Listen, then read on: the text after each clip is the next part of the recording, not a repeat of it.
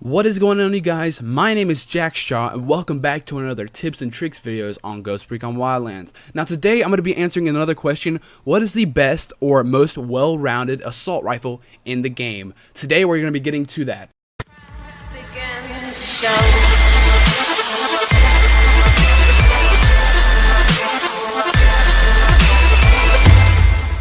Alright, you guys, so coming in at number 5, it's going to be the M4A1 assault rifle. Now, this gun is a very good gun for middle range attacking. However, it lacks the capability for long range attacks because of the recoil it has. As you can see, it makes the V-shaped recoil, similar to that of the G28 in the G28 versus SR25 video that I did. I showed the recoil on that and the differences, but go check that video out if you haven't already. But back to this video, it makes the same recoil pattern as the G28 does, that left and right kind of up and then straight up. As you can see that very clearly. That makes it very difficult to make longer range shots with this gun. Now, that being said, the fire rate on this weapon is amazing, and the handling as well. So because of that, this gun makes it into the 5th spot in the top 5 list. So because of the fire rate and the handling, this gun acts very much like a submachine gun, making it very easy to carry with a sniper rifle like the SR25 or whatever you want to carry. It makes it a very good secondary weapon because of the fire and handling, like I said, because it acts more of a submachine gun, and because you have your ranged weapon here, you want a short to mid-range weapon like the M4A1. Great weapon. It makes it a number 5. Alright, so coming in at number 4 is the ACR, or the American Custom Rifle. This gun is very similar to the M4A1. It took me a while to try to figure out which gun to put above the other, but I think the ACR overall beats out the M4A1 because it has an increase of accuracy and range, making it more of a assault rifle when you're looking for a standard AR. It makes it more of a rounded AR. So this gun has a pop recoil, which makes it go straight up then come right back down. As you can see, it's the recoil. There is recoil clearly, and that makes it harder to use. However, the recoil you're able to control the recoil is what I'm trying to say. So because of that up and down and not left and right and up, it makes it easier to control. That's differing from the M4A1, which again was making that V-shaped recoil. So very similar in fire rate. However, the M4A1 does beat it out, I believe. So this ACR is going to be coming in at number 4. So this ACR is a very mid-range gun, similar to the M4A1, and that makes this gun very well for carrying around a sniper rifle as well. So again, you could carry this for middle range, short range attacks, and then you carry this for your long range. But yeah, so I think the ACR beats out the M4A1 because of that increase in accuracy and in range, and that's why it comes to the number 4 spot. Alright, so coming in at number 3 is the G2 Assault Rifle. Now, this is no surprise this is coming in a higher rank in the video because I made a video on this. If you haven't seen it, go check it out. The G2 is godly, and that, I cannot stress that enough. This gun is amazing. The recoil is non-existent, and the damage and accuracy of this gun, or the range, excuse me, of this gun is phenomenal.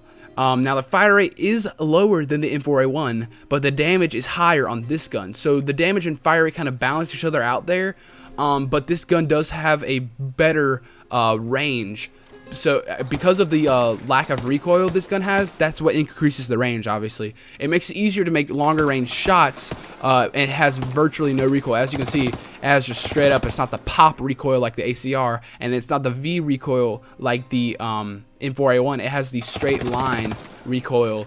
So this G2, because of that decrease of recoil and the increase of range and similar fire rates to the two, comes in at number 3. Now, this gun is another mid to short range assault rifle and is great for carrying a SR25 or any DMR or sniper rifle at that point. It's great to carry as a secondary or primary weapon with a sniper rifle. Now, this gun is actually the gun that I carry personally because of the little recoil and the fact that this gun has a little bit more range. So if I do have to take a longer range shot with this gun, it is possible to take because of that little, that little tiny recoil it has. So that's why this thing comes in at number 3 on the list. Highly recommend this gun if you don't already have it. Go check it out. It's really great. Number 3. Coming in at number 2 is the SCAR HL, or the MK17 in this game. This gun is no surprise at number 2. This gun has so much range and accuracy that it can take the place of your DMR, and because of that reason, it's on the number 2 spot. Now, this gun has a lack of fire rate, which makes it not as satisfying to use and not as targeted to use, because ARs, they're meant for all around short, mid, and long range attacks and assaults. So because of that lack of fire rate on this gun, it's just not able to compete with some of the other ones. However, it did make it to number 2 because of that incredible range and accuracy that it does have. So the accuracy and range on this gun, like I said, make it a DMR, and that is very vital to the reason this weapon is so good. So this gun, you could, like I said, it could take the place of your DMR, and you could carry a submachine gun or a shotgun or whatever you really want to carry for a closer ranged attack. With that being said, that doesn't mean that the SCAR can't attack up close. Just for the same reason, you could attack someone from a far distance with an SMG, or up close with a sniper rifle, or anywhere. This gun is really it's a very more well-rounded gun than the ones before it because of that increase of range and accuracy from all the others. So that is why this gun makes it at number 2, because of the accuracy and range increase from all the other ones. Plus the damage is actually higher. So you can really put the angled foregrip, long barrel, the ACOG already have on it, compensated buttstock, and make this gun really like a DMR if you use it in semi-auto. But the thing is, it's not a DMR, it's an AR, so you have that capability to go full auto, which gives you longer range shots from longer distances, obviously. But it's also an AR, so you can take up those up close shots. Not as good for CQB, but mid to long range, that's where this gun exceeds, and that is why it made it to number 2. Now, moving on to the last assault rifle, number 1, I'm putting the TAR-21 there. Now, this might come as a shocker to some of you guys that haven't really used it or really haven't, seen another video about it, but this TAR-21 is the most well-rounded assault rifle I could find. One of the best for being an assault rifle. It just is amazing, and I'll show you guys exactly why I could put it in number 1. For the first reason, we're going to go to range. This TAR-21 has more range than the MK17, as you see right here. You lose range when you switch to the MK17, and again, these are just ones that I have set up the way I'm using, the way you would use them. Like, you could put the angled foregrip and the long barrel and the whatever you want on the SCAR, or the MK17, excuse me, and you can make it maybe have more range than the TAR-21. But when I run the TAR-21 and the SCAR the way I personally use them, I'm actually gaining range by using the TAR-21. Now, accuracy, the Mark 17 has that down. As you can see, you're gaining so much accuracy from that. But this TAR-21 has a lot of range, making this gun capable to be used as somewhat of a DMR. Again, it doesn't have the accuracy of it, but you could use it for really long range shots as an assault rifle, and that's amazing. Now, rate of fire, let's compare it to the M4A1. You're gaining a little bit from the M4A1 when you switch to it, but just that little bit doesn't mean a lot. ACR, you're actually gaining fire rate from the ACR. Now we'll go to the G2. You're gaining fire by switching to the G2, but again, the G2 is so much faster than the other ones, I think, personally.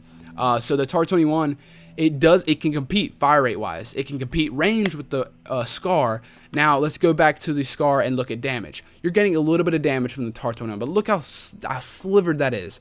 And look at the handling. Again, these are the ways I run them. Now, it might be different from the way you guys run it, but the attachments I'm running on here, that's the way they are. Now, again, let's go to the G2 and look at the handling. You're getting handling from this gun, from the G2. The TAR-21 isn't as fast as like the G2 or the M4A1 or the Mark 17, the ACR. It's not as fast fire rate handling gun as it. But that being said, the fire rate is competing with the three of them. Now, with the Mark 17 being the probably the best range weapon, I'm gonna give it that title, the best ranged assault rifle, excuse me, and the G2 being the most submachine gun, the ACR and the M4A1 are just above them in more of an assault rifle. like kind of style with the longer range. So I consider the G2 to be the faster gun, the Mark 17 to be the longer ranged gun, and then the M4A1 and the ACR kind of fall in the middle in there, but they can't compete. They don't have really outstanding stats like the G2, the MK17 do. But the TAR-21 to me has the best of both worlds between the Mark 17 and the G2. And that's why the TAR-21 gets the first place. Now, I don't really use this gun a whole lot. I really love this gun. I love to use it. However, I don't use it a whole lot. And that's because it doesn't fit my playstyle. Like I said, I use the G2 because that fits my playstyle. So this video isn't supposed to be like, use the TAR-21. It's the best gun, the best assault rifle in the game. No, that doesn't mean anything. This video is basically showing you guys the top 5 assault rifles and why they are there. Now, number 1, TAR-21, it is the best assault rifle. I mean, it is the best for an assault rifle purpose. It's well-rounded, but that doesn't mean it's going to fit your playstyle. But that being said, you guys, let me know down in the comments below if there was another assault rifle I should have added to this video, and if so, why. Leave that down in the comments below as well. But leave a like on this video if you enjoyed it. I'd really appreciate it, you guys. Subbing would be amazing as well. I'm trying to reach up there in the subscribers. But I'm sorry I haven't been making a lot of videos recently. I'm just trying to get a lot of information about these assault rifles. But subscribe if you want more content like this if you haven't already. I'd really appreciate it, you guys. I'll see you in the next video. Peace out.